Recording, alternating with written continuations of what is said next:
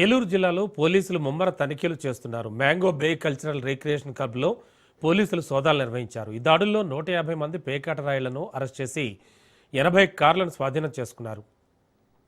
క్లబ్లో ఆడేదంతా తెలంగాణ, ఉమ్మడి కృష్ణా, అలాగే గోదావరి, గుంటూరు జిల్లాలకు చెందిన ప్రముఖులుగా పోలీసులు గుర్తించారు. నూజివీడు పరిసర ప్రాంతాలే కాకుండా తెలంగాణ నుండి వచ్చిన పేకాట రాయుళ్లను కూడా అరెస్ట్ చేశారు. ఇక నిర్వాహకులు హైకోర్టు ఆర్డర్స్ ఉన్నాయంటూ జూదర్లను పిలిచి పేకాట ఆడిస్తున్నారని డీఎస్పీ తెలిపారు. వీరంతా పోలీసులు చూడగానే బ్యాగులు విసిరేసినట్లు, తప్పించుకునేందుకు యత్నించినట్లుగా తెలిపారు. జూదర్ల వద్ద దొరికిన సొమ్ము సుమారు 18 లక్షల రూపాయల నగదును సీజ్ చేసినట్లు నూజివీడు డీఎస్పీ వెల్లడించారు. నడుపుతున్నారని చెప్పి ఆర్గనైజర్స్ మాకు అందిన ఖచ్చితమైన సమాచారం మీద అలా చేయడం జరిగింది. ఇక్కడ మేము చూసి వచ్చిన తర్వాత దగ్గరికి 150 పైసలకు ప్లేయర్స్ వచ్చి ఇక్కడ ఈ జూదం అని ఆడుతున్నారు. అలాగే 120 కార్లు కూడా ఉన్నాయి. ఒక 50 దాకా 2 వీలర్స్ కూడా ఉన్నాయి. ప్రాథమికంగా పరిశీలించిన మీద ఒక బ్యాంకు ఓపెన్ చేస్తే దాంట్లో 14 లక్షల దాకానేమో క్యాష్ కనబడుతుంది.